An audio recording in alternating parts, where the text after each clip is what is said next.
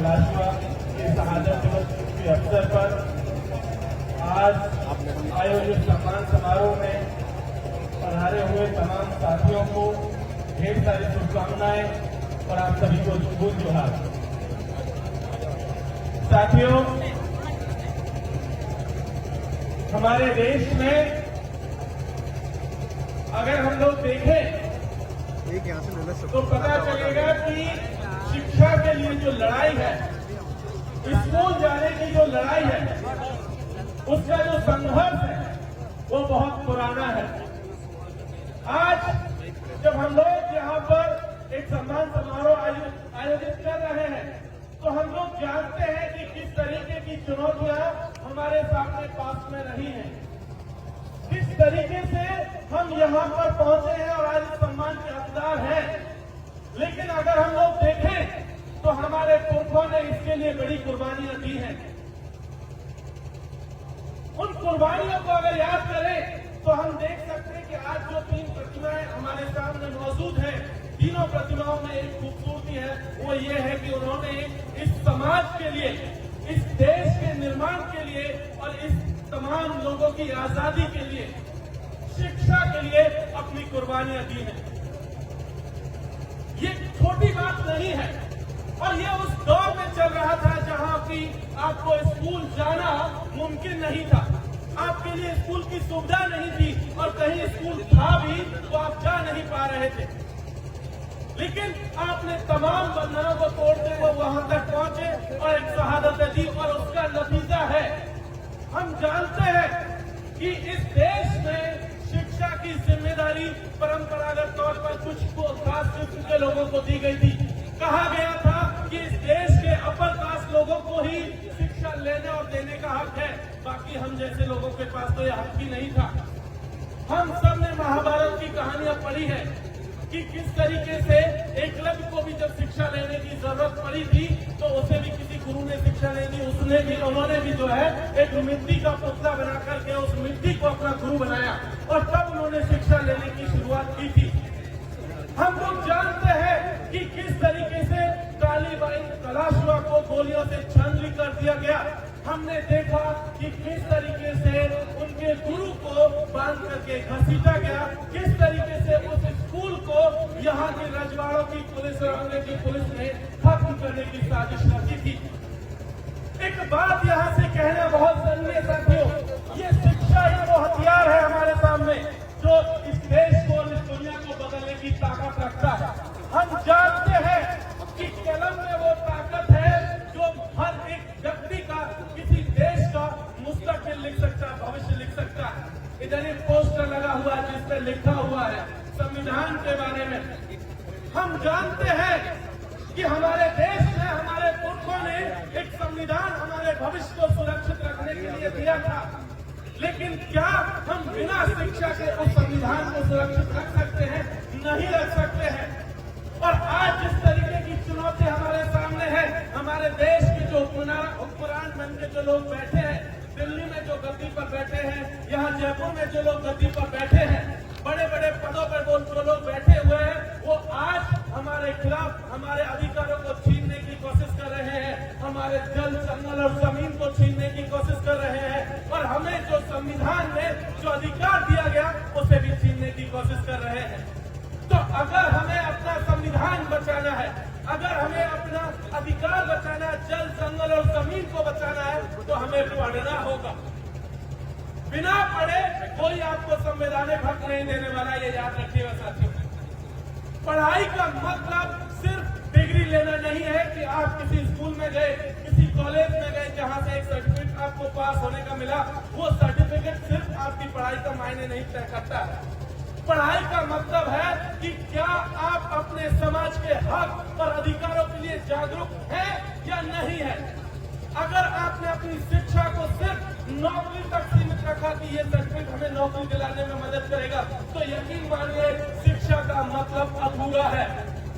अगर आप शिक्षा का पूरा मतलब जानना चाहते हैं तो शिक्षा का मतलब है कि क्या आप अपने हक हुकूक के लिए जागृत हुए, आपको चेतना पाई या नहीं पाई। और अगर आपने वो चेतना नहीं आई पढ़ने के बावजूद, तो यकीन मानिए कि वो जो शिक्षा शिक्षा जो सर्टिफिकेट आपको दिया है वो आपका सिर्फ पेट भर पाएगा, इससे ज्यादा कुछ नहीं कर पाएगा। और पेट भरने के लिए तो और भी तमाम साधन हमारे सामने हैं। मजदूरी करके भी हमारे पुरखे पेट भरते हैं, खेती करके भी पेट भरते हैं, पत्थर तोड़ के भी पेट भरते हैं। फिर इस कागज की क्या जरूरत है? क्या सिर्फ ये कागज हमारे पेट भरने के लिए है? तो नहीं साथी, इसका एक मतलब है। हम सब ने बाबा साहब की कहानी सुनी है कि उनके पास कलम की वो ताकत थी जो उन्होंने इस देश के संविधान को बनाने में महत्वपूर्ण योगदान दिया।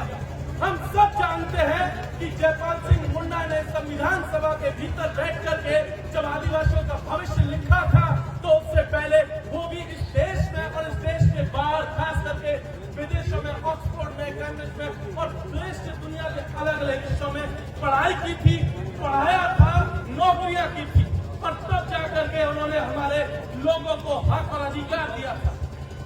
कोई और आपको अधिकार देने वाला नहीं था। हमारे आदिवासी पुरखे थे जिन्होंने हमें यह अधिकार दिया था। अगर हमें उन अधिकारों को बचाए रखना है तो जरूरी है कि हम शिक्षित हो और शिक्षित होकर के उनके प्रति जागृत हो। आज जिस तरीके का हमला हमारे ऊपर है, हम सब लोगों ने देखा कि हमारे लिए बहुत सारे कानून बने। यहाँ जयपुर में जो सरकार बैठे वो भी कानून बनाती है, दिल्ली में जो सरकार बैठे वो भी कानून बनाती है, लेकिन एक तरफ वो कानून बनाती है और दूसरी तरफ उनके प्यादे आते हैं और उसी कानून की धज्जियां उड़ा रहे होते हैं। हम सब ने देखा है कि किस तरीके से हमारी जमीनों को छीन लिया गया, किस तरीके से हमारे जंगल छीन लिए गए। और हम सब लोग आज की तारीख में ट्रेंड देख रहे हैं कि जो लोग सत्ता में बैठे हैं वो आपको क्या कह रहे हैं। वो कह रहे हैं कि शिक्षा से आपको कोई लेना देना नहीं है। वो कह रहे हैं कि आप जो है धर्म को बचाने की लड़ाई लड़ लीजिए।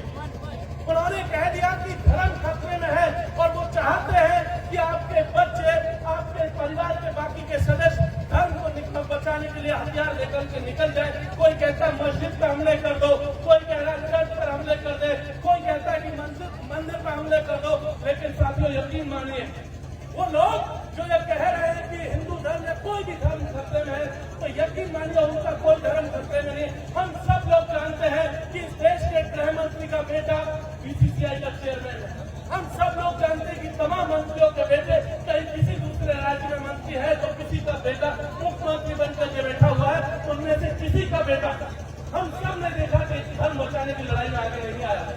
तो हमें भी ये इंश्योर यहाँ से करना है कि धर्म से हमें कोई लेना देना नहीं है। वो अपना धर्म बचाए, जिनको लगता है धर्म खतरे में है वो धर्म बचाए। हमें अपने स्कूल, कॉलेज और विश्वविद्यालय को बचाना है।